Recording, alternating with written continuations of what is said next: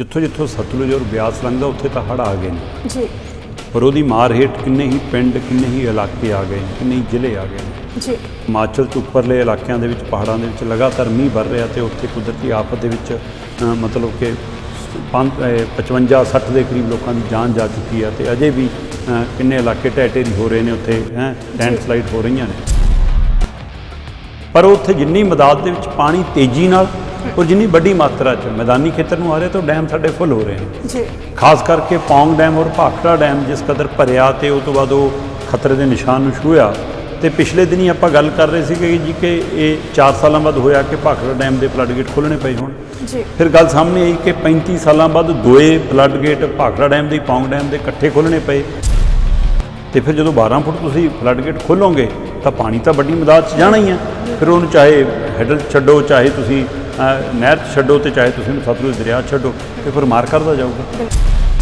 ਜੀ ਕੁਝ ਇਲਾਕਿਆਂ 'ਚ ਹੁਣ ਸੂਚਨਾ ਦਿੱਤੀ ਜਾ ਰਹੀ ਹੈ ਕਿ ਖਾਲੀ ਕਰ ਦਿਓ ਭਾਈ ਸੋ ਪੰਜਾਬ 'ਚ ਇੱਕ ਵਾਰ ਫਿਰ ਹੜ੍ਹ ਵਾਲੇ ਹਾਲਾਤ ਬਣੇ ਪਰ ਜੀ ਇਹਦੇ ਵਿੱਚ 2-3 ਪਹਿਲੂ ਵਿਚਾਰਨ ਵਾਲੇ ਨੇ ਇੱਕ ਪਹਿਲੂ ਤਾਂ ਇਹ ਹੈ ਕਿ ਜਦੋਂ ਅਜਿਹੀ ਸਥਿਤੀ ਬਣਦੀ ਹੈ ਤਾਂ ਅਗਾਊਂ ਸੂਚਨਾ ਦੇਣ 'ਚ ਪ੍ਰਸ਼ਾਸਨ ਦੀ ਨਾਕਾਮੀ ਕਿਉਂ ਸਾਬਤ ਹੁੰਦੀ ਹੈ ਮੈਂ ਕਹਿੰਦਾ ਠੀਕ ਹੈ ਪਾਣੀ ਤੁਸੀਂ ਕੰਟਰੋਲ ਨਹੀਂ ਕਰ ਸਕਦੇ ਡੈਮ ਦੀ ਇੱਕ ਸਮਰੱਥਾ ਹੈ ਉਹ ਤੋਂ ਉੱਪਰ ਆਉਂਦਾ ਤਾਂ ਤੁਹਾਨੂੰ ਛੱਡਣਾ ਹੀ ਪੈਂਦਾ ਸੋ ਇਸ ਲਈ ਜਦੋਂ ਇੰਨੇ ਫੁੱਟ ਭਰਿਆ ਤਾਂ ਤੁਹਾਨੂੰ ਫਲੱਡ ਗੇਟ ਖੋਲ੍ਹਣੇ ਪਏ ਕਿ ਉਹਦੇ ਕਰਕੇ 1 ਫੁੱਟ ਜਦੋਂ ਘਟਿਆ ਤੁਸੀਂ ਫਲੱਡ ਗੇਟ ਬੰਦ ਵੀ ਕਰ ਲਏ ਹੁਣ ਇਸ ਸਮੇਂ ਫਲੱਡ ਗੇਟ ਬੰਦ ਨੇ ਪਰ ਜੇ ਉੱਪਰ ਫਿਰ ਮੀਂਹ ਪੈਂਦਾ ਤਾਂ ਦੁਬਾਰਾ ਖੋਲ੍ਹਣੇ ਪੈਣਗੇ ਪ੍ਰਧਾਨ ਮੰਤਰੀ ਨਰਿੰਦਰ ਮੋਦੀ ਦੇ ਵੱਲੋਂ ਲਾਲ ਕਿਲ੍ਹੇ ਤੇ ਤਿਰੰਗਾ ਲਹਿਰਾਇਆ ਗਿਆ ਉਸ ਤੋਂ ਬਾਅਦ ਉਹ ਜਦੋਂ ਸੰਬੋਧਨ ਕਰਦੇ ਨੇ ਤੁਹਾਨੂੰ ਪ੍ਰਧਾਨ ਮੰਤਰੀ ਘੱਟ ਨਜ਼ਰ ਆਏ ਤੇ ਇੱਕ ਪਾਰਟੀ ਦੇ ਬੁਲਾਰੇ ਜ਼ਿਆਦਾ ਨਜ਼ਰ ਆਏ ਤੇ ਹੁਣ ਚਰਚਾ ਇਹ ਵੀ ਛਿੜੀ ਹੋਈ ਹੈ ਕਿ ਪਿਛਲੇ 10 ਸਾਲਾਂ ਦੇ ਵਿੱਚ ਉਸੇ ਲਾਲ ਕਿਲ੍ਹੇ ਤੋਂ ਪ੍ਰਧਾਨ ਮੰਤਰੀ ਨਰਿੰਦਰ ਮੋਦੀ ਵੱਲੋਂ 28 ਯੋਜਨਾਵਾਂ ਦਾ ਵਾਅਦਾ ਦਾ ਐਲਾਨ ਕੀਤਾ ਗਿਆ ਕਹਿੰਦੇ ਕਿ ਪਰ ਵਾਅਦੇ ਉਹ ਸਿਰਫ ਵਾਅਦੇ ਹੀ ਨਹੀਂ ਰਾਜਨੀਤਿਕ ਵਾਅਦੇ ਰਾਜਨੀਤਿਕ ਗਰੰਟੀਆਂ ਜੀ ਚੋਣ ਐਲਾਨਨਾਮੇ ਐਲਾਨ ਹੀ ਰਹਿ ਜਾਂਦੇ ਨੇ ਹਾਂ ਪਰ ਦੇਸ਼ ਦਾ ਪ੍ਰਧਾਨ ਮੰਤਰੀ ਜੀ 15 ਅਗਸਤ ਵਾਲੇ ਦਿਨ ਆਜ਼ਾਦੀ ਦਿਹਾੜੇ ਵਾਲੇ ਦਿਨ ਤਿਰੰਗੇ ਦੀ ਛਤਰ ਛਾਇਆ 'ਚ ਲਾਲ ਕਿਲ੍ਹੇ ਤੇ ਖੜ੍ਹ ਕੇ ਦੇਸ਼ ਵਾਸੀਆਂ ਨਾਲ ਵਾਅਦੇ ਕਰੇ ਜੀ ਤੇ ਉਹ ਵਾਅਦੇ ਵਫਾ ਨਾ ਹੋਣ ਇਸ ਸਵਾਲ ਤਾਂ ਪਿਛਲੇ 9 ਸਾਲਾਂ ਤੋਂ ਪ੍ਰਧਾਨ ਮੰਤਰੀ ਲਗਾਤਾਰ ਝੰਡਾ ਲਹਿਰਾ ਰਹੇ ਸੀ ਇਹ 10ਵੀਂ ਵਾਰ ਸੀ ਕਿ ਨਰਿੰਦਰ ਮੋਦੀ ਬਤੌਰ ਪ੍ਰਧਾਨ ਮੰਤਰੀ ਲਾਲ ਕਿਲ੍ਹੇ ਤੋਂ 10 ਵਾਰ 15 ਅਗਸਤ 'ਤੇ ਝੰਡਾ ਲਹਿਰਾ ਚੁੱਕੇ ਨੇ ਜੀ ਔਰ ਪਿਛਲੇ 9 ਸਾਲਾਂ 'ਚ ਉਹਨਾਂ ਨੇ 25 ਯੋਜਨਾਵਾਂ ਦਾ ਐਲਾਨ ਲਾਲ ਕਿਲ੍ਹੇ ਤੋਂ ਕੀਤਾ ਮਤਲਬ ਲਗਭਗ ਹਰ ਵਾਰ ਨਾ 3 ਯੋਜਨਾਵਾਂ ਜ਼ਰੂਰ ਐਲਾਨ ਦੇ ਰਹੇ ਵੱਡੀਆਂ ਸੋ ਜੇਕਰ ਮੈਂ ਸਾਲ ਬਾਈ ਸਾਲ ਉਹਨਾਂ ਨੇ 3 ਯੋਜਨਾਵਾਂ ਦੀ ਗੱਲ ਕਰਾਂ ਮੈਂ ਕਹਿੰਦਾ ਆਪ ਮਹਾਰੇ ਦਰਸ਼ਕਾਂ ਨੂੰ ਪਤਾ ਲੱਗ ਜਾਣਾ ਕਿ ਆਹ ਯੋਜਨਾ ਸਾਡੇ ਧਿਆਨ 'ਚ ਵੀ ਨਹੀਂ ਸਾਨੂੰ ਤਾਂ ਯਾਦ ਵੀ ਨਹੀਂ ਜਾਂ ਜੇ ਐਲਾਨੀ ਸੀ ਤਾਂ ਕਿੱਥੇ ਗਈ ਮੈਂ ਯੋਜਨਾਵਾਂ ਦੇ ਨਾਮ ਦੱਸਦਾ ਜੀ ਆਪਣੇ ਆਪ ਹਿਸਾਬ ਨਾਲ ਇਸੇ ਵਾਰ ਤੀਸਰੀ ਯੋਜਨਾ ਐਲਾਨੀ ਆਦਰਸ਼ ਗ੍ਰਾਮ ਯੋਜਨਾ ਜੀ ਆਦਰਸ਼ ਗ੍ਰਾਮ ਯੋਜਨਾ ਮਤਲਬ ਕਿ ਆਦਰਸ਼ ਪਿੰਡ ਸਾਬਤ ਹੋਣਗੇ ਸਾਡੇ ਪਿੰਡ ਇੱਕ ਅਸੀਂ ਆਦਰਸ਼ ਮਾਡਲ ਪਿੰਡ ਬਣਾ ਦਾਂਗੇ ਜੀ ਤੇ ਜਿੰਨਾ ਕੁ ਮੈਨੂੰ ਪਤਾ ਹੈ ਕਿ ਪੰਜਾਬ 'ਚ ਵੀ 13,000 ਦੇ ਕਰੀਬ ਪਿੰਡ ਇਹ ਯੋਜਨਾ 2014 'ਚ ਲਾਲ ਕਿਲ੍ਹੇ ਤੋਂ ਪ੍ਰਧਾਨ ਮੰਤਰੀ ਐਲਾਨੇ ਤੇ ਯੋਜਨਾ 3294 ਪਿੰਡਾਂ ਤੱਕ ਜਾਵੇ ਦੇਸ਼ ਦੇ 3294 13,000 ਤਾਂ ਇਕੱਲੇ ਪੰਜਾਬ ਦੇ ਹੀ ਨੇ ਜੇ ਪੂਰੇ ਦੇਸ਼ ਦੀ ਗੱਲ ਕਰੀਏ ਤੁਸੀਂ ਉਹਨਾਂ 'ਚੋਂ 3294 ਲਈ ਕਹਿੰਦੇ ਯੋਜਨਾ ਜੀ ਅਜੇ ਤੱਕ ਸੋ ਇਹਦਾ ਮਤਲਬ ਤੁਸੀਂ ਦਿਖਾਵੇ ਦੀ ਯੋਜਨਾ ਫਸਲਾਂ ਦੇ ਮੁਆਵਜ਼ੇ ਲੈਣ ਲਈ ਕਿਸਾਨਾਂ ਨੂੰ ਹੁਣ ਵੀ ਧਰਨੇ ਕਿੰਨੀਆਂ ਖੁਦਕੁਸ਼ੀਆਂ ਕਿੰਨੇ ਮੁਜ਼ਾਹਰੇ ਕਿੰਨੀਆਂ ਮੰਗਾਂ ਫਸਲ ਬਰਬਾਦ ਹੁੰਦੀ ਆ ਪਾਣੀ ਨਾਲ ਹੋਵੇ ਮੀਂਹ ਨਾਲ ਹੋਵੇ ਹੜ੍ਹ ਨਾਲ ਹੋਵੇ ਕਰੋਪੀ ਨਾਲ ਹੋਵੇ ਸੋਕੇ ਨਾਲ ਹੋਵੇ ਹੈ ਨਾ ਕੁਦਰਤੀ ਆਫਤ ਕੋਈ ਸੁੰਡੀ ਮੱਖੀ ਦਾ ਹਮਲਾ ਹੋਵੇ ਤੇ ਉਸ ਤੋਂ ਬਾਅਦ ਮੁਆਵਜ਼ਿਆਂ ਲਈ ਦਰ ਭਟਕਣਾ ਪਵੇ ਤੇ ਜੀ ਕਹਿੰਦੇ 18 ਬੀਮਾ ਕੰਪਨੀਆਂ ਇਹਦੇ ਲਈ ਨਾਮਜ਼ਦ ਕੀਤੀਆਂ ਸੀ ਕਈ ਛੱਡ ਕੇ ਭੱਜ ਗਈਆਂ ਕਈਆਂ ਨੇ ਅਗਲੀ ਵਾਰ ਪ੍ਰੀਮੀਅਮ ਲੈਣ ਤੋਂ ਬਾਅਦ ਹਿਸਾਬ ਨਹੀਂ ਕੀਤਾ ਕਈਆਂ ਨੇ ਅਸੀਂ ਘਾਟੇ 'ਚ ਪਰ ਕਿਸਾਨ ਦਾ ਘਾਟਾ ਪੂਰਾ ਕਰਨ ਕੋਈ ਨਹੀਂ ਆਇਆ ਲਾਲ ਕਿਲ੍ਹੇ ਤੋਂ ਐਲਾਨ ਫਸਲ ਯੋਜਨਾ ਐਂ ਰਹੇਗੀ ਬੀਮਾ ਪੂਰੀ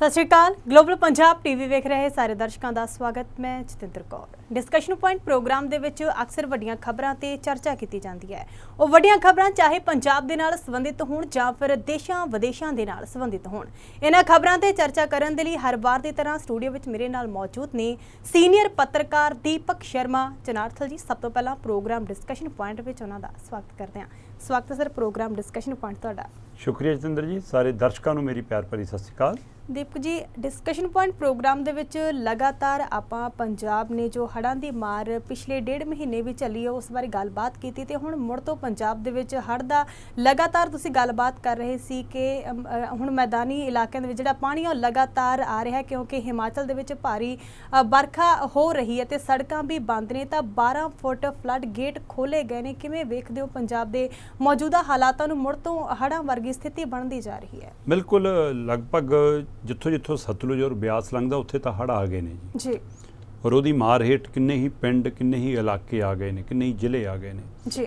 ਆਪਾਂ ਪਿਛਲੇ 2-3 ਦਿਨਾਂ ਤੋਂ ਇਸ ਖਬਰ ਤੇ ਨਜ਼ਰ ਰੱਖ ਰਹੇ ਹਾਂ ਕਿਉਂਕਿ ਹਿਮਾਚਲ 'ਚ ਉੱਪਰਲੇ ਇਲਾਕਿਆਂ ਦੇ ਵਿੱਚ, ਪਹਾੜਾਂ ਦੇ ਵਿੱਚ ਲਗਾਤਾਰ ਮੀਂਹ ਵਰ ਰਿਹਾ ਤੇ ਉੱਥੇ ਕੁਦਰਤੀ ਆਫਤ ਦੇ ਵਿੱਚ ਮਤਲਬ ਕਿ 55-60 ਦੇ ਕਰੀਬ ਲੋਕਾਂ ਦੀ ਜਾਨ ਜਾ ਚੁੱਕੀ ਹੈ ਤੇ ਅਜੇ ਵੀ ਕਿੰਨੇ ਇਲਾਕੇ ਢਹਿ ਢੇਰੀ ਹੋ ਰਹੇ ਨੇ, ਉੱਥੇ ਲੈਂਡਸਲਾਈਡ ਹੋ ਰਹੀਆਂ ਨੇ। ਪਰ ਉੱਥੇ ਜਿੰਨੀ ਮਦਾਦ ਦੇ ਵਿੱਚ ਪਾਣੀ ਤੇਜ਼ੀ ਨਾਲ ਔਰ ਜਿੰਨੀ ਵੱਡੀ ਮਾਤਰਾ 'ਚ ਮੈਦਾਨੀ ਖੇਤਰ ਨੂੰ ਆ ਰਿਹਾ ਤਾਂ ਡੈਮ ਸਾਡੇ ਫੁੱਲ ਹੋ ਰਹੇ ਨੇ ਜੀ।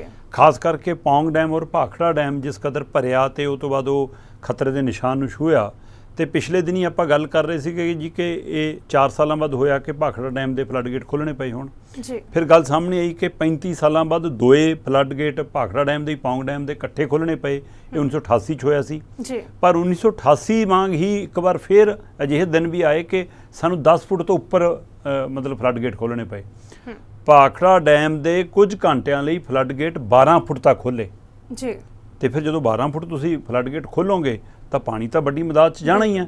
ਫਿਰ ਉਹਨੂੰ ਚਾਹੇ ਹੈਡਲ 'ਚ ਛੱਡੋ, ਚਾਹੇ ਤੁਸੀਂ ਨਹਿਰ 'ਚ ਛੱਡੋ ਤੇ ਚਾਹੇ ਤੁਸੀਂ ਉਹਨੂੰ ਸਤਲੁਜ ਦਰਿਆ 'ਚ ਛੱਡੋ ਤੇ ਫਿਰ ਮਾਰ ਕਰਦਾ ਜਾਊਗਾ। ਤੇ ਉਸ ਇਲਾਕੇ ਦੇ ਲੋਕਾਂ ਦਾ ਦੁੱਖ ਇਸ ਗੱਲ ਦਾ ਵੀ ਹੈ, ਉਹ ਕਹਿੰਦੇ ਕਿ ਸਾਨੂੰ ਇਹਦੀ ਪਹਿਲਾਂ ਅਗਾਊਂ ਸੂਚਨਾ ਵੀ ਨਹੀਂ ਦਿੱਤੀ ਗਈ ਜਿਹਦੇ ਕਰਕੇ ਮਾਰ ਵੀ ਜ਼ਿਆਦਾ ਪਈ।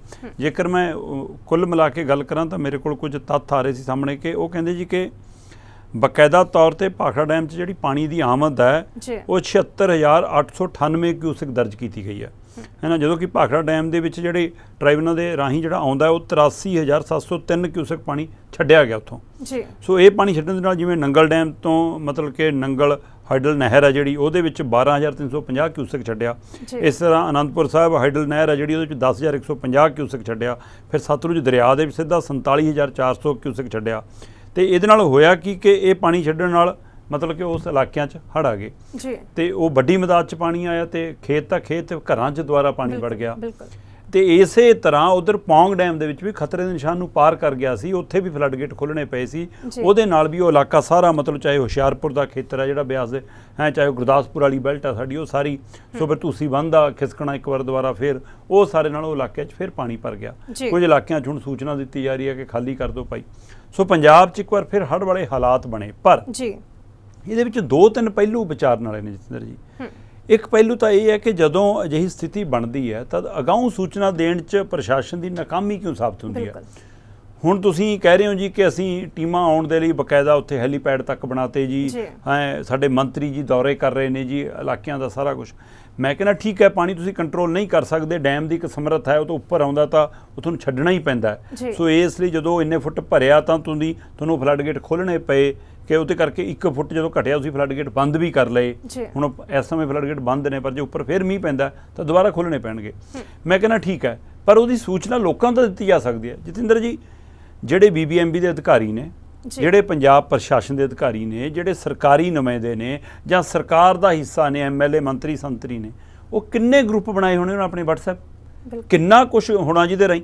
ਤੇ ਫਿਰ ਇੱਕ ਅਜਿਹਾ ਗਰੁੱਪ ਉਸ ਇਲਾਕੇ ਦਾ ਕਿਉਂ ਨਹੀਂ ਬਣ ਜਾਂਦਾ ਕਿ ਹਾਂ ਭਾਈ ਇਸ ਮੇਰੇ ਇਲਾਕੇ ਦੇ ਵਿੱਚ ਇਸ ਦਰਿਆ ਦੇ ਕਿਨਾਰੇ ਇੰਨੇ ਪਿੰਡ ਆਉਂਦੇ ਨੇ, ਇਹ ਪਿੰਡਾਂ ਦੇ ਇੰਨੇ ਸਰਪੰਚ ਨੇ, ਇੰਨੇ ਪੰਚ ਨੇ, ਇੰਨੇ ਲੰਬੜਦਾਰ ਨੇ, ਉਹਨਾਂ ਸਾਰਿਆਂ ਨੂੰ ਉਸ ਗਰੁੱਪ 'ਚ ਸ਼ਾਮਲ ਕਰ ਲਓ। ਅੱਛਾ, ਹੁਣ SDM ਨੇ, ADC ਨੇ, DC ਨੇ, SP ਨੇ, SSP ਨੇ, DSP ਨੇ। ਮੈਂ ਕਹਿੰਦਾ ਉਹ ਬੰਦਾ ਬਦਲ ਜਾਂਦਾ ਪਰ ਅਹੁਦਾ ਤਾਂ ਰਹਿੰਦਾ ਨਾ। ਸੋ ਅਹੁਦਿਆਂ ਦਾ ਇੱਕ ਪੱਕਾ ਨੰਬਰ ਹੋਵੇ ਕਿ ਅਨੰਦਪੁਰ ਸਾਹਿਬ ਦੇ SDM ਦਾ ਪਈਆ ਪੱਕਾ ਨੰਬਰ ਹੈ, ਜਿਹੜਾ ਚੱਲ ਜੂਗਾ, ਦੂਏ ਨੂੰ ਸਰਕਾਰੀ ਨੰਬਰ ਹੀ ਮਿਲ ਜੂਗਾ। ਇਸੇ ਤਰ੍ਹਾਂ ਬਾਕੀ ਅਹੁਦਿਆਂ ਦੇ ਜੇ ਨੰਬਰ ਸੇਮ ਹੋਣਗੇ ਤਾਂ ਉਹ ਨੰਬਰ ਉਸ ਗਰੁੱਪ 'ਚ ਸ਼ਾਮਲ ਹੋਣ ਤੇ ਉਹਦੀ ਸੂਚਨਾ ਅਗਾਊਂ ਕਿਉਂ ਨਹੀਂ ਜਾ ਸਕਦੀ? ਸੋ ਇਸ ਤਰ੍ਹਾਂ ਦੇ ਉੱਤੇ ਪਤਾ ਨਹੀਂ ਕਿਉਂ ਨਹੀਂ। ਹੁਣ ਕਹਿਣਗੇ ਜੀ ਬਣਾਏ ਸੀ ਜੀ, ਚੱਲੇ ਨਹੀਂ ਜੀ, ਭੇਜਿਆ ਸੀ ਜੀ ਸੁਨੇਹਾ। ਫਿਰ ਇੱਕ ਦੂਏ ਤੇ ਦੋਸ਼ਾਂ ਦਾ ਖੇਡ ਸ਼ੁਰੂ ਹੁੰਦਾ। ਪਰ ਜਿਹੜਾ ਲੋਕਾਂ ਦਾ ਨੁਕਸਾਨ ਅਜੇ ਪੁਰਾਣੀ ਭਰਪਾਈ ਹੋਈ ਨਹੀਂ, ਉਹਦੇ ਤੇ ਰਾਜਨੀਤੀ ਹੋਈ ਜਾਂਦੀ ਹੈ ਕਿ ਰਾਹਤ ਫੰਡ ਲੈਣੇ ਆ ਨਹੀਂ ਲੈਣੇ, ਕਿੱਥੋਂ ਦੇਣੇ ਕਿੱਥੋਂ ਨਹੀਂ ਦੇਣੇ। ਪਰ ਪੰਜਾਬ 'ਚ ਇੱਕ ਵਾਰ ਫੇਰ ਬਿਆਸ ਦਰਿਆ ਦੇ ਕੰਢੇ ਪਾਸੇ ਖੇਤਰਾਂ 'ਚ ਤੇ ਸਤਲੁਜ ਦਰਿਆ ਦੇ ਕੰਢੇ ਪਾਸੇ ਖੇਤਰਾਂ 'ਚ, ਰੋਪੜ ਜ਼ਿਲ੍ਹੇ ਵਾਲੀ ਸਾਰੀ ਬੈਲਟ, ਚਮਕੌਰ ਸਾਹਿਬ ਤੋਂ ਗਾਹਾਂ ਵਾਲੀ ਬੈਲਟ ਸਾਰੀ ਬੈਲਟ, ਉਧਰ ਹੁਸ਼ਿਆਰਪੁਰ ਗੁਰਦਾਸਪੁਰ ਵਾਲੀ ਸਾਰੀ ਬੈਲਟ, ਉਹਨਾਂ 'ਚ ਘਰਾਂ 'ਚ ਵੀ ਪਾਣੀ, ਖੇਤਾਂ 'ਚ ਵੀ ਪਾਣੀ, ਗਲੀਆਂ 'ਚ ਵੀ ਪਾਣੀ ਔਰ ਵੱਡੀ ਮਦਾਦ 'ਚ ਪਾਣੀ ਆ ਰਿਹਾ ਔਰ ਖਤਰਾ ਅਜੇ ਵੀ ਟਲਿਆ ਨਹੀਂ ਆ। ਕਿਉਂਕਿ ਹਿਮਾਚਲ 'ਚ ਜਤਿੰਦਰ ਜੀ ਦੱਸਿਆ ਜਾ ਰਿਹਾ ਕਿ 18 ਤਰੀਕ ਤੱਕ ਮੀਂਹ ਪੈਣ ਦੀਆਂ ਸੰਭਾਵਨਾ। ਬੇਸ਼ੱਕ ਕੱਲ ਰਾਤ ਤੋਂ ਬਾਅਦ ਪਾਣੀ ਦੀ ਆਮਦ ਕੁਝ ਘਟੀ ਹੈ ਤੇ ਉਹਦੇ ਨਾਲ ਲੱਗਿਆ ਕਿ ਥੋੜੀ ਜਿਹੀ ਰਾਤ ਦਾ ਫਲੱਡ ਗੇਟ ਬੰਦ ਕਰਨੇ ਪਏ।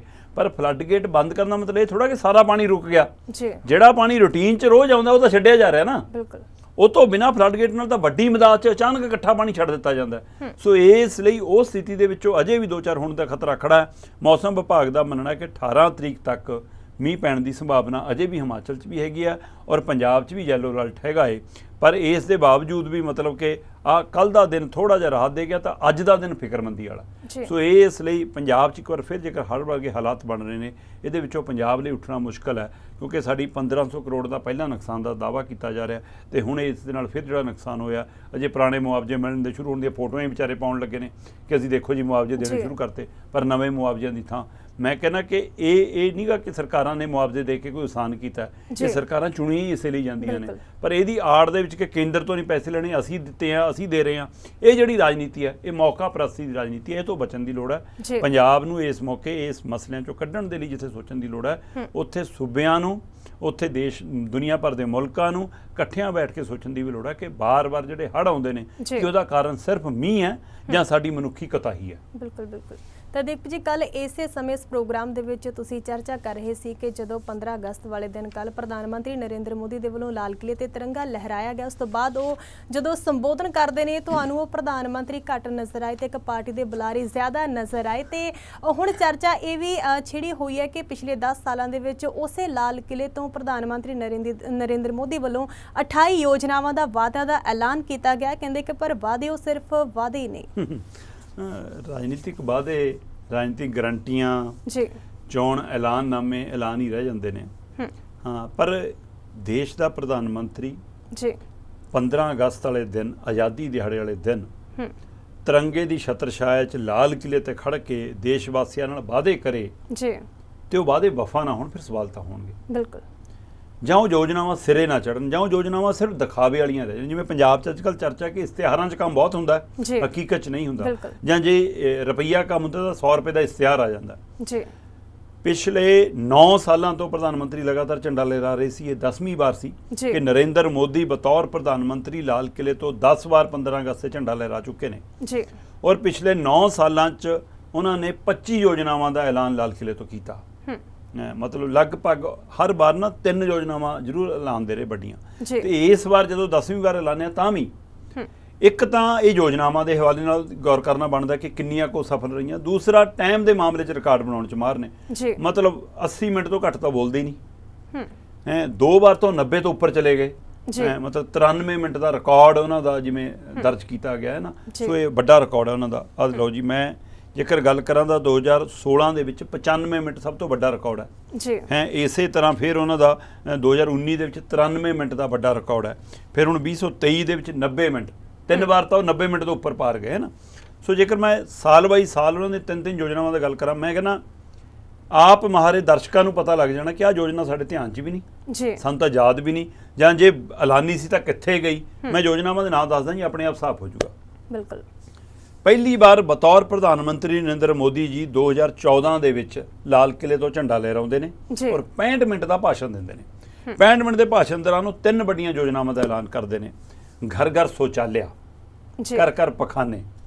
ਕਿਸਾਨ ਅੰਦੋਲਨ ਦੇ ਦੌਰਾਨ ਮੈਂ ਗੁਜਰਾਤ ਗਿਆ, ਗੁਜਰਾਤ ਦੇ ਗਾਂਧੀ ਨਗਰ, ਅਹਿਮਦਾਬਾਦ ਦੇ ਪਿੰਡ ਦੇਖ ਕੇ ਆਇਆ। ਉਹਨਾਂ ਪਿੰਡਾਂ 'ਚ ਨਾ ਅਜੇ ਸਿਲੰਡਰ ਪੂਰਾ ਸੀ, ਨਾ ਛੱਤ ਪੂਰੀ ਸੀ, ਨਾ ਉਹਨਾਂ ਪਿੰਡਾਂ ਦੇ ਵਿੱਚ ਪਖਾਨੇ ਘਰ ਘਰ ਬਣੇ ਸੀ। ਸੋ ਇਹ ਗੁਜਰਾਤ ਦੇ ਪਿੰਡ ਦੀ ਗੱਲ ਕਰ ਰਹੇ ਹਾਂ ਜਿਹਨੂੰ ਮਾਡਲ ਬਣਾ ਕੇ ਗੁਜਰਾਤ ਮਾਡਲ ਦੇ ਨਾਂ ਤੇ ਦੇਸ਼ ਭਰ 'ਚ ਵੇਚਿਆ ਗਿਆ। ਜੇ ਗੁਜਰਾਤ ਦੀ ਸਥਿਤੀ ਆ ਤਾਂ ਦੇਸ਼ ਦੀ ਸਥਿਤੀ ਕੀ ਹੋਊਗੀ। ਘਰ ਘਰ ਸ਼ੌਚਾਲਿਆ ਯੋਜਨਾ ਜੀ ਇਹਨਾਂ ਨੇ 2014 'ਚ ਸ਼ੁਰੂ ਕੀਤੀ ਸੀ। ਚਲੋ ਜੀ, ਉਹ ਤੋਂ ਅੱਗੇ ਆ ਜਾਓ। ਜਨ ਧਨ ਯੋਜਨਾ ਕਹਿੰਦੇ ਜੀ 28 ਅਗਸਤ 2014 ਤੋਂ ਸ਼ੁਰੂ ਹੋਈ ਆ ਤੇ ਸਰਕਾਰ ਦੇ ਦਾਅਵਿਆਂ ਦੇ ਹਿਸਾਬ ਨਾਲ 100% ਖਾਤੇ ਖੁੱਲ੍ਹ ਗਏ ਦੇਸ਼ ਦੇ ਵਿੱਚ।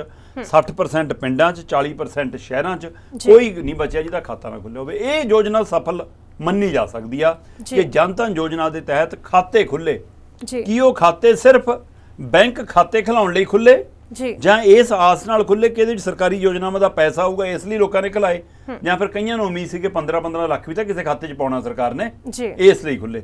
ਸੋ ਇਹ ਖਾਤਿਆਂ ਖੁੱਲਣ ਵਾਲੀ ਖੇਡ ਵੀ ਸਾਰਿਆਂ ਨੂੰ ਪਤਾ। ਚਲੋ ਉਹ ਤੋਂ ਅੱਗੇ ਆ ਜਾਓ ਜੀ। ਇਸੇ ਵਾਰ ਤੀਸਰੀ ਯੋਜਨਾ ਐਲਾਨੀ ਆਦਰਸ਼ ਗ੍ਰਾਮ ਯੋਜਨਾ।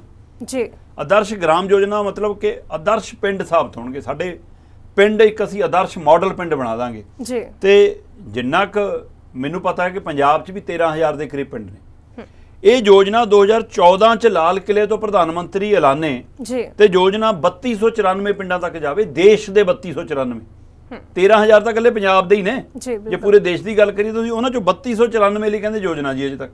ਸੋ ਇਹਦਾ ਮਤਲਬ ਤੁਸੀਂ ਦਿਖਾਵੇ ਦੀ ਯੋਜਨਾ। ਅੱਗੇ ਆ ਜਾਓ ਜੀ। 2015 ਆ ਗਿਆ। 2015 ਚ 86 ਮਿੰਟ ਜਨਾਬ ਨੇ ਭਾਸ਼ਣ ਦਿੱਤਾ ਲਾਲ ਕਿਲੇ ਤੋਂ। ਜੀ 3 ਯੋਜਨਾਵਾਂ ਫਿਰ ਐਲਾਨੀਆਂ। 3 ਯੋਜਨਾਵਾਂ ਚ ਪਹਿਲੀ ਸਟਾਰਟਅਪ ਇੰਡੀਆ, ਸਟਾਰਟਅਪ ਖੁੱਲਣਗੇ ਜੀ ਬੜੇ, ਹੈ ਨਾ, ਵੱਡੀ ਮਦਦ ਚ। ਕਹਿੰਦੇ ਜੀ 16 ਜਨਵਰੀ 2016 ਨੂੰ ਇਹ 15 ਨੂੰ ਇਹ ਯੋਜਨਾ ਲਾਗੂ ਕੀਤੀ ਸੀ ਤੇ ਇਹ ਜਨਵਰੀ ਦੇ ਵਿੱਚ ਜਾ ਕੇ ਫੈਲਣੀ ਸ਼ੁਰੂ ਹੋਈ ਕਹਿੰਦੇ, ਤੇ ਇਹਦੇ 'ਚ 99,380 ਸਟਾਰਟਅਪ ਸ਼ੁਰੂ ਹੋਏ ਜੀ। ਸੋ ਉਹਦੇ ਵਿੱਚ ਕਿੰਨੇ ਨੌਜਵਾਨਾਂ ਨੇ ਆਪ ਮੁਹਾਰੇ ਜਿਹੜੇ ਸ਼ੁਰੂ ਕੀਤੇ। ਠੀਕ ਹੈ, ਸਰਕਾਰ ਨੇ ਯੋਗਦਾਨ ਪਾਇਆ, ਧੰਨਵਾਦ, ਤੇ ਸਰਕਾਰ ਉਹਦੇ ਅੰਕੜੇ ਵੀ ਗਿਣਾਉਂਦੀ ਆ। ਉਸ ਤੋਂ ਬਾਅਦ ਜੀ ਪੇਂਡੂ ਜੋਤੀ ਯੋਜਨਾ, ਨਵੰਬਰ 2014 ਦੀ ਇਹ ਯੋਜਨਾ ਸੀ। ਮੋਦੀ ਜੀ ਨੂੰ 2015 ਚ ਐਲਾਨਦੇ ਵੀ ਨੇ ਕਿ ਅਸੀਂ ਯੋਜਨਾ ਤੇ ਪੂਰੇ। ਕਿੰਨੀ ਕੁ ਬਿਜਲੀ ਆ ਗਈ ਜੀ ਹਰ ਪਿੰਡ 'ਚ ਮੈਨੂੰ ਦੱਸ ਦਿਓ। ਅਜੇ ਪੰਜਾਬ ਦੇ ਵੀ ਕਿੰਨੇ ਪਿੰਡ ਅਜਿਹੇ ਨੇ, ਹਿਮਾਚਲ ਦੇ ਕਿੰਨੇ ਪਿੰਡ ਅਜਿਹੇ ਨੇ ਜਿੱਥੇ ਸਕੂਲਾਂ 'ਚ ਪਖਾਨਾ ਤੱਕ ਪੂਰਾ ਨਹੀਂ, ਬਿਜਲੀ ਪੂਰੀ ਨਹੀਂ ਮਿਲਦੀ। ਅਜੇ ਵੀ ਚੋਣ ਵਾਅਦਿਆਂ 'ਚ ਆਉਂਦਾ 24 ਘੰਟੇ ਬਿਜਲੀ ਦੀ ਯੋਜਨਾ। ਸੋ ਇਸ ਲਈ ਪੂਰੇ ਭਾਰਤ ਦੀ ਸਥਿਤੀ ਕੀ ਹੋਊਗੀ ਇੱਥੋਂ ਅੰਦਾਜ਼ਾ ਲਾ ਲਓ। ਉਹ ਤੋਂ ਬਾਅਦ ਜੀ ਵਨ ਰੈਂਕ ਵਨ ਪੈਨਸ਼ਨ ਯੋਜਨਾ। ਇਹਦਾ ਐਲਾਨ 2015 'ਚ ਮੋਦੀ ਜੀ ਨੇ 7 ਨਵੰਬਰ 2015 ਤੋਂ ਯੋਜਨਾ ਸ਼ੁਰੂ ਹੁੰਦੀ ਆ। ਇਹਦੇ ਵਿੱਚ ਫੌਜੀ ਭਰਾਵਾਂ ਨੂੰ ਥੋੜੀ ਰਾਹਤ ਮਿਲੀ ਹੈ ਨਾ। 25 ਲੱਖ ਸੈਨਿਕ ਇਹਦੇ ਦਾਇਰੇ 'ਚ ਆਏ ਤੇ ਉਹਦੇ ਨਾਲ ਇੱਕ ਵਨ ਰੈਂਕ ਵਨ ਪੈਨਸ਼ਨ ਦੇ ਤਹਿਤ ਇਹਦੀ ਲੰਬੀ ਮੰਗ ਸੀ, ਲੰਬੀ ਉਹ ਸੀ। ਪਰ ਇਹ ਯੋਜਨਾ ਇਕੱਲੇ ਸੈਨਿਕਾਂ ਤੱਕ, ਮੁਲਾਜ਼ਮਾਂ ਤੱਕ ਕਿਉਂ ਹੈ ਜੀ? ਸਰਕਾਰਾਂ ਤੱਕ ਕਿਉਂ ਨਹੀਂ ਆਈ? ਆਪ ਜਿੰਨੀ ਵਾਰ MP ਉਨੀ ਵਾਰ ਦੀ ਪੈਨਸ਼ਨ, ਜਿੰਨੀ ਵਾਰ ਮੰਤਰੀ ਉਨੀ ਵਾਰ ਦੀ ਪੈਨਸ਼ਨ। ਜੇ ਮੌਜੂਦਾ MP ਹੈਗੇ ਨੇ, ਮੌਜੂਦਾ ਮੰਤਰੀ ਹੈਗੇ ਨੇ, ਫਿਰ ਤਨਖਾਹ ਏ, ਤੇ ਜਦੋਂ ਖਤਮ ਹੋ ਗਈ ਫਿਰ ਸਾਰੀ ਟਰਮਾਂ ਦਾ ਹਿਸਾਬ ਕਿਤਾਬ ਮਿਲਾ ਕੇ ਦੁੱਗਣੇ ਚੁੱਕਣੇ। ਉੱਥੇ ਤੱਕ ਵੀ ਆਉਣੀ ਚਾਹੀਦੀ ਹੈ ਯੋਜਨਾ। ਚਲੋ 2016 ਚੜ੍ਹ ਗਿਆ ਜੀ। ਜਨਾਬ ਨੇ ਇਤਿਹਾਸ ਬਣਾਇਆ। ਨਰਿੰਦਰ ਮੋਦੀ ਜੀ ਨੇ ਪ੍ਰਧਾਨ ਮੰਤਰੀ ਵਜੋਂ ਲਾਲ ਕਿਲੇ ਤੇ ਬੋਲਦਿਆਂ 95 ਮਿੰਟ ਦਾ ਭਾਸ਼ਣ ਦਿੱਤਾ ਜੀ। ਤੇ 95 ਮਿੰਟ ਦੇ ਭਾਸ਼ਣ 'ਚ 3 ਯੋਜਨਾਵਾਂ ਐਲਾਨੀਆਂ। ਪ੍ਰਧਾਨ ਮੰਤਰੀ ਫਸਲ ਬੀਮਾ ਯੋਜਨਾ, ਤੇ ਦੱਸ ਦਿਓ ਜੀ ਫਸਲਾਂ ਦੇ ਮੁਆਵਜ਼ੇ ਲੈਣ ਲਈ ਕਿਸਾਨਾਂ ਨੂੰ ਹੁਣ ਵੀ ਧਰਨੇ, ਕਿੰਨੀਆਂ ਖੁਦਕੁਸ਼ੀਆਂ, ਕਿੰਨੇ ਮੁਜ਼ਾਹਰੇ, ਕਿੰਨੀਆਂ ਮੰਗਾਂ। ਫਸਲ ਬਰਬਾਦ ਹੁੰਦੀ ਆ, ਪਾਣੀ ਨਾਲ ਹੋਵੇ, ਮੀਂਹ ਨਾਲ ਹੋਵੇ, ਹੜ੍ਹ ਨਾਲ ਹੋਵੇ, ਕਰੋਪੀ ਨਾਲ ਹੋਵੇ, ਸੋਕੇ ਨਾਲ ਹੋਵੇ, ਹੈ ਨਾ, ਕੁਦਰਤੀ ਆਫਤ, ਕੋਈ ਸੁੰਡੀ ਮੱਖੀ ਦਾ ਹਮਲਾ ਹੋਵੇ, ਤੇ ਉਸ ਤੋਂ ਬਾਅਦ ਮੁਆਵਜ਼ਿਆਂ ਲਈ ਦਰ-ਦਰ ਭਟਕਣਾ ਪਵੇ। ਤੇ ਜੀ ਕਹਿੰਦੇ 18 ਬੀਮਾ ਕੰਪਨੀਆਂ ਇਹਦੇ ਲਈ ਨਾਮਜ਼ਦ ਕੀਤੀਆਂ ਸੀ। ਕਈ ਛੱਡ ਕੇ ਭੱਜ ਗਈਆਂ, ਕਈਆਂ ਨੇ ਅਗਲੀ ਵਾਰ ਪ੍ਰੀਮੀਅਮ ਲੈਣ ਤੋਂ ਬਾਅਦ ਹਿਸਾਬ ਨਹੀਂ ਕੀਤਾ, ਕਈਆਂ ਨੇ ਅਸੀਂ ਘਾਟੇ 'ਚ ਆ, ਪਰ ਕਿਸਾਨ ਦਾ ਘਾਟਾ ਪੂਰਾ ਕਰਨ ਕੋਈ ਨਹੀਂ ਆਇਆ। ਲਾਲ ਕਿਲੇ ਤੋਂ ਐਲਾਨ ਫਸਲ ਯੋਜਨਾ ਐਂ ਰਹਿ ਗਈ, ਬੀਮਾ ਫਸਲ ਯੋਜਨਾ ਚਲੋ ਦਮ ਤੋੜ ਗਈ। ਫਿਰ ਪ੍ਰਗਤੀ ਪ੍ਰੋਜੈਕਟ 2016 ਕਹਿੰਦੇ ਜੀ ਇਹ ਯੋਜਨਾ ਸਰਕਾਰ ਨੇ ਸ਼ੁਰੂ ਕੀਤੀ ਕਿ ਅਸੀਂ ਇਹਨਾਂ ਯੋਜਨਾਵਾਂ ਦੇ ਤਹਿਤ ਪੂਰੇ ਦੇਸ਼ ਤਰੱਕੀ ਦੇ ਹਵਾਲੇ ਨਾਲ ਇਹ ਯੋਜਨਾ ਹੈ ਨਾ। ਫਿਰ ਇਸੇ ਤਰ੍ਹਾਂ ਨਾਮ ਪ੍ਰੋਜੈਕਟ ਯੋਜਨਾ, ਮਤਲਬ ਆਨਲਾਈਨ ਫਸਲ ਵੇਚਣ ਵਾਲੀ ਯੋਜਨਾ। ਤੇ ਕਿੰਨੀਆਂ ਕੁ ਆਨਲਾਈਨ ਫਸਲਾਂ ਵਿਕਦੀਆਂ ਤੇ ਕਿਹਨਾਂ ਦੀਆਂ ਵਿਕਦੀਆਂ ਇਹ ਸਾਰਿਆਂ ਨੂੰ ਪਤਾ ਕਿ ਕਿਹਨਾਂ ਲਈ ਯੋਜਨਾ ਸਹੀ ਸਾਬਤ ਹੋਈ। ਉਸ ਤੋਂ ਬਾਅਦ ਜੀ 2017 ਚੜ੍ਹਿਆ ਤੇ ਮੋਦੀ ਜੀ ਨੇ 56 ਮਿੰਟ ਦਾ ਭਾਸ਼ਣ ਦਿੱਤਾ ਲਾਲ ਕਿਲੇ ਤੋਂ ਤੇ ਜੀ 3 ਯੋਜਨਾਵਾਂ ਫੇਰ ਲਿਆਏ ਇਹਦੇ ਵਿੱਚ ਵੀ। ਇੱਥੇ ਕਹਿੰਦੇ ਜੰਮੂ ਕਸ਼ਮੀਰ ਦੇ ਮਸਲੇ ਹੱਲ ਯੋਜਨਾ, ਤੇ ਉੱਥੋਂ ਧਾਰਾ 370 ਵੀ ਹਟ ਗਈ, ਸੂਬੇ ਦੇ ਟੁਕੜੇ ਵੀ ਹੋ ਗਏ, ਪਰ ਮਸਲਾ ਜਿਉਂ ਦਾ ਤਿਉਂ ਹੈ। ਕਿੰਨਾ ਕੁ ਉੱਥੇ ਮਤਲਬ ਤਰੱਕੀ ਹੋ ਗਈ, ਕਿੰਨੇ ਕੁ ਉੱਥੇ ਦੇ ਲੋਕਾਂ ਨੂੰ ਰੁਜ਼ਗਾਰ ਮਿਲ ਗਿਆ, ਕਿੰਨੀ ਕੁ ਸਿੱਖਿਆ ਦਾ ਰਾਹ ਖੁੱਲ੍ਹ ਗਿਆ, ਇਹ ਅਜੇ ਵੀ ਸਵਾਲ ਖੜੇ ਨੇ। ਬਾਰਡਰੀ ਇਲਾਕਾ ਹੈ, ਉਹਦੇ ਕਰਕੇ ਉਹਦੀਆਂ ਦਿੱਕਤਾਂ ਵੱਖਰੀਆਂ ਵੀ ਨੇ, ਪਰ ਉਹਦੇ ਤੇ ਰਾਜਨੀਤੀ ਵੀ ਤਾਂ ਵੱਖਰੀ ਹੁੰਦੀ ਹੈ ਨਾ, ਇਹ ਵੀ ਇੱਕ ਆਪਣੇ ਸਵਾਲ ਹੈ। ਸੋ ਇਸ ਤੋਂ ਬਾਅਦ ਜੀ ਫਿਰ ਫੌਜੀ ਜਵਾਨਾਂ ਦੇ ਲਈ ਅਵਾਰਡ ਦੀ ਯੋਜਨਾ ਸ਼ੁਰੂ ਕੀਤੀ। ਇਹ ਇੱਕ ਚੰਗੀ ਯੋਜਨਾ ਮੰਨੀ ਜਾਂਦੀ ਹੈ ਕਿ ਇਹਦੇ ਨਾਲ ਫੌਜੀ ਜਵਾਨਾਂ ਨੂੰ ਇੱਕ ਹੌਸਲੇ ਵਾਲੀ ਯੋਜਨਾ, ਇਹ 2017 'ਚ ਸ਼ੁਰੂ ਹੋਈ ਆ। ਫਿਰ GEN ਪੈਟਰੋਲ, ਮਤਲਬ ਕਿ ਇੱਕ ਤਰ੍ਹਾਂ ਦੀ ਵੈਬਸਾਈਟ ਜਿਹੜੀ ਹੈ ਨਾ, ਉਹ ਬਣਾਈ ਗਈਆਂ ਕਿ ਜਿਹਦੇ ਰਾਹੀਂ ਲੋਕ ਆਪਣੇ ਪ੍ਰੋਡਕਟ ਜਿਹੜੇ ਪੈਦਾਵਾਰ ਨੇ ਉਹ ਵੇਚ ਸਕਣ। 35 ਲੱਖ ਪ੍ਰੋਡਕਟ ਨੇ ਜਿਹੜੇ ਇਸ ਯੋਜਨਾ ਤਹਿਤ, ਪੋਰਟਲ ਦੇ ਤਹਿਤ, GEN ਪੋਰਟਲ ਹੈ ਜਿਹੜਾ ਸਰਕਾਰ ਦਾ, ਇਹ ਮੋਦੀ ਜੀ ਨੇ ਤੀਸਰੀ ਯੋਜਨਾ ਐਲਾਨੀ ਸੀ, ਇਹਦੇ ਰਾਤ ਜੁੜੇ। ਪਰ ਇਹਨਾਂ ਨੂੰ ਕਿੰਨਾ ਕੁ ਫੈਲਾਇਆ ਜਾਂਦਾ, ਕਿਉਂਕਿ ਮਾਲ ਤਾਂ ਬੜੀਆਂ ਕਾਰਪੋਰੇਟ ਘਰਾਣਿਆਂ ਦਾ ਵੇਚਣਾ, ਮਾਲ ਤਾਂ ਮਾਲ 'ਚ ਵੇਚਣਾ, ਮਾਲ ਤਾਂ ਉਹਨਾਂ ਹੋਰ ਕੰਪਨੀਆਂ ਦਾ ਵੇਚਣਾ। ਸੋ ਇਹ ਜਿਹੀਆਂ ਚੀਜ਼ਾਂ ਨੂੰ ਕਾਗਜ਼ਾਂ 'ਚ ਦਿਖਦੀਆਂ ਨੇ, ਹਕੀਕਤ 'ਚ ਇਹਦੇ ਤੇ ਕੰਮ ਨਹੀਂ ਹੁੰਦਾ, ਤਾਂ ਕਿ ਇਹ ਸਰਕਾਰੀ ਯੋਜਨਾਵਾਂ ਅੱਗੇ ਨਾ ਵਧਣ, ਪ੍ਰਾਈਵੇਟ ਅਦਾਰਿਆਂ ਨੂੰ ਵਧਾਇਆ ਜਾਂਦਾ। ਉਹ ਤੋਂ ਬਾਅਦ ਜੀ 2018 82 ਮਿੰਟ ਦਾ ਭਾਸ਼ਣ ਦਿੱਤਾ ਲਾਲ ਕਿਲੇ ਤੋਂ। 3 ਯੋਜਨਾਵਾਂ ਫੇਰ ਐਲਾਨੀਆਂ। ਆਯੁਸ਼ਮਾਨ ਭਾਰਤ ਜੀ ਕਹਿੰਦੇ ਜੀ ਇਹ ਦੁਨੀਆ ਦੀ ਸਭ ਤੋਂ ਵੱਡੀ ਸਿਹਤ ਯੋਜਨਾ। ਇਹਦੇ ਵਿੱਚ ਕੋਈ ਸ਼ੱਕ ਨਹੀਂ ਜਤਿੰਦਰ ਜੀ, ਆਯੁਸ਼ਮਾਨ ਦੇ ਜਿਨ੍ਹਾਂ ਦੇ ਕਾਰਡ ਬਣੇ ਉਹਨਾਂ ਨੂੰ ਕੁਝ ਰਾਹਤ ਜ਼ਰੂਰ ਮਿਲੀ ਇਹਦੇ ਨਾਲ ਕਿ ਸਰਕਾਰੀ ਹਸਪਤਾਲਾਂ 'ਚ ਇਲਾਜ ਦੇ ਵਿੱਚ ਰਾਹਤ, ਪਰ ਉੱਥੇ ਮਿੰਨਤਾਂ ਜੀ ਤਰਲੇ ਤਾਨੇ ਮਿਹਣੇ ਵੱਖਰੇ ਸਹਿਣੇ ਪੈਂਦੇ ਸੀ। ਆ ਜਿਵੇਂ ਹੁਣ ਸਰਕਾਰ ਨੇ ਐਲਾਨਤੀ ਕਿ ਬੀਬੀਆਂ ਲਈ ਮੁਫਤ ਬੱਸ ਸੇਵਾ, ਬੀਬੀਆਂ ਨੇ ਮੰਗੀ ਤਾਂ ਨਹੀਂ, ਪਰ ਜਲਾਲਤ ਬੀਬੀਆਂ ਨੂੰ ਝੱਲਣੀ ਪੈਂਦੀ ਹੈ ਬੱਸਾਂ 'ਚ, ਹੈ ਨਾ, ਤਾਨੇ ਬੀਬੀਆਂ ਨੂੰ ਸੁਣਨੇ ਪੈਂਦੇ ਨੇ। ਕੋਈ ਬੀਬੀ ਚੜ ਜਾਵੇ ਸਾਰੇ ਬੰਦਿਆਂ ਦੇਖਦੇ ਨੇ ਅੱਛਾ ਲੈ ਮੁਫਤ ਵਾਲੀ ਹੋਰ ਚੜ ਗਈ, ਮਤਲਬ ਉਹਨਾਂ ਦਾ ਕੀ ਕਸੂਰ। ਉਸੇ ਤਰ੍ਹਾਂ ਜੇ ਗਰੀਬੀ ਆ ਤਾਂ ਗਰੀਬੀ 'ਚ ਗਰੀਬ ਦਾ ਕੀ ਕਸੂਰ। ਤੇ ਸਰਕਾਰ ਨੇ ਜੇ ਯੋਜਨਾ ਲਿਆਂਦੀ ਆ ਤਾਂ ਉਹਦੇ ਲਈ ਰਾਹਤ ਲਈ ਲਿਆਂਦਾ, ਉਹਦੇ ਲਈ ਤੰਜ ਕਿਉਂ ਏ, ਉਹਦੇ ਲਈ ਮਿਹਣਾ ਕਿਉਂ। ਔਰ ਉਹ ਮਿਹਣਾ ਤਾਂ ਮਿਹਣਾ ਬਣੀ, ਪਰ ਇਹਦੀ ਆੜ ਦੇ ਵਿੱਚ ਚੰਗੀਆਂ ਤਨਖਾਹਾਂ ਲੈਣ ਵਾਲੇ ਅਫਸਰ, ਚੰਗੀਆਂ ਕਮਾਈਆਂ ਕਰਨ ਵਾਲੇ ਡਾਕਟਰ, ਉਹਨਾਂ ਦੇ ਮੁਖੀ, ਉਹਨਾਂ ਦੀਆਂ ਨਾਲ ਟੀਮਾਂ ਘਪਲੇ ਵੱਡੇ ਹੋਏ। ਮੈਂ ਨਹੀਂ ਕਹਿੰਦਾ ਸਾਰਿਆਂ ਨੇ ਘਪਲਾ ਕੀਤਾ, ਪਰ ਆਯੁਸ਼ਮਾਨ ਦੇ ਨਾਂ ਤੇ ਵੱਡੇ ਘਪਲੇ, ਪੰਜਾਬ ਦੇ ਘਪਲੇ ਪਏ ਨੇ ਜੀ, ਕੈਂਸਰ ਮਰੀਜ਼ਾਂ ਦੇ ਨਾਂ ਤੇ ਘਪਲੇ ਪਏ ਨੇ ਉਹ ਰਿਕਾਰਡ। ਸੋ ਇਸ ਲਈ ਯੋਜਨਾ ਘਪਲਿਆਂ ਦੀ ਯੋਜਨਾ ਬਣ ਕੇ ਰਹਿ ਗਈ। ਉਹ ਤੋਂ ਬਾਅਦ ਜੀ ਆ ਗਏ ਜੀ ਫਿਰ ਗਗਿਆਨ ਮਿਸ਼ਨ ਯੋਜਨਾ ਕਿ ਅਸੀਂ ਗਗਨ ਚ ਉੱਡਣਾ। ਤੇ ਇਹਦੇ ਲਈ ਪਿਛਲੀ ਵਾਰ ਵੀ ਤੁਹਾਡੇ ਧਿਆਨ ਚ ਆਉਣਾ ਕਿ ਉਹ ਚੰਦਰਾਨ ਭੇਜਿਆ ਤੇ ਉਹ ਸਫਲ ਨਹੀਂ ਹੋਇਆ। ਮੋਦੀ ਜੀ ਧੱਕੇ ਨਾਲ ਉਹਨੂੰ ਜੱਫੀ ਪਾ ਕੇ ਰੋਣ ਲੱਗ ਗਏ ਕਿ ਹੈ ਨਾ ਸਾਡੇ ਵਿਗਿਆਨੀ ਨੂੰ। ਮਤਲਬ ਇਹ ਯੋਜਨਾਵਾਂ ਦੇ ਪਿੱਛੇ ਕੰਮ ਕਰਦੇ ਵਿਗਿਆਨੀ ਦਿਨ ਰਾਤ ਭੁੱਖੇ ਭਾਣੇ ਟੱਬਰਾਂ ਤੋਂ ਦੂਰ ਰਹਿ ਕੇ, ਤੇ ਕ੍ਰੈਡਿਟ ਉਹਦਾ ਸਰਕਾਰਾਂ ਲੈਣ ਦੀ ਕੋਸ਼ਿਸ਼ ਕਰਦੀਆਂ। ਹੁਣ ਇਹ ਗਗਿਆਨ ਯੋਜਨਾ ਦਾ ਸਿਖਰ ਰੱਖਿਆ 2023 ਤੱਕ ਜੀ, ਤੇ 2023 ਚ ਦੇਖਦੇ ਆ ਰੋਬੋਟ ਜਿਹੜੇ ਸਾਡੇ ਅੰਤਰਿਕਸ਼ ਛੱਡਣੇ ਆ, ਜਿਵੇਂ ਹੁਣ ਛੱਡਿਆ ਪਿਛਲੇ ਦਿਨਾਂ ਚ, ਉਸ ਦੇ ਉੱਤੇ ਕੰਮ ਹੋਣਾ ਕਹਿੰਦੇ। ਫਿਰ 15ਵੀਂ ਜੀ ਯੋਜਨਾ ਇਸ 2018 ਜਿਹੜੀ ਤੀਜੀ ਯੋਜਨਾ ਸੀ, ਤੇ 2014 ਤੋਂ ਲੈ ਕੇ ਹੁਣ ਤੱਕ ਦੀ 15ਵੀਂ ਯੋਜਨਾ ਪੇਂਡੂ ਸਵਰਾਜ ਯੋਜਨਾ ਜੀ। ਕਿੰਨਾ ਕੁ ਪਿੰਡਾਂ ਨੂੰ ਅਧਿਕਾਰ ਮਿਲ ਗਿਆ ਜੀ ਮੈਨੂੰ ਦੱਸ ਦਿਓ। ਪੰਚਾਇਤਾਂ ਐਮਐਲਏ ਤੋਂ ਪਿੱਛੇ ਬਿਨਾਂ ਛਿੱਕ ਨਹੀਂ ਮਾਰ ਸਕਦੀਆਂ, ਹੈ ਨਾ। ਜਿਹੜੇ ਗ੍ਰਾਮ ਸਭਾਵਾਂ ਨੇ ਉਹ ਕਾਗਜ਼ਾਂ 'ਚ ਡਰਾਮੇਬਾਜ਼ੀ ਦੇ ਤਹਿਤ ਆਉਂਦੀਆਂ ਨੇ, ਉਹਨਾਂ ਨੂੰ ਹੋਣ ਹੀ ਨਹੀਂ ਦਿੱਤਾ ਜਾਂਦਾ ਹਕੀਕਤ 'ਚ ਹੈ। ਤੇ ਫਿਰ ਜਿਹੜੇ ਪਿੰਡਾਂ ਦੀਆਂ ਪੰਚਾਇਤਾਂ ਨੂੰ ਵਿਭਾਗ ਸੌਂਪਣੇ ਸੀ 13 ਅੱਜ ਤੱਕ ਨਹੀਂ ਸੌਂਪੇ, ਤੇ ਕਹਿਣ ਨੂੰ ਅਸੀਂ ਸਵਰਾਜ ਯੋਜਨਾ ਲਾਲ ਕਿਲੇ ਤੋਂ ਐਲਾਨਤੀ। ਚਲੋ ਸਾਲ ਚੜ ਗਿਆ ਜੀ 2019 ਜੀ, 15 ਅਗਸਤ ਫੇਰ ਆ ਗਈ। ਮੋਦੀ ਜੀ ਫੇਰ 93 ਮਿੰਟ ਬੋਲੇ, ਹੈ ਨਾ, ਦੂਸਰਾ ਸਭ ਤੋਂ ਬੜਾ ਰਿਕਾਰਡ। ਤੇ ਇਸ 93 ਮਿੰਟ ਦੇ ਤਹਿਤ ਫਿਰ 3 ਯੋਜਨਾਵਾਂ ਦਾ ਐਲਾਨ ਕੀਤਾ। ਜਲ ਜੀਵਨ ਮਿਸ਼ਨ ਜੀ, ਮਤਲਬ ਹਰ ਘਰ 'ਚ ਪਾਣੀ, ਪੀਣ ਵਾਲਾ ਪਾਣੀ।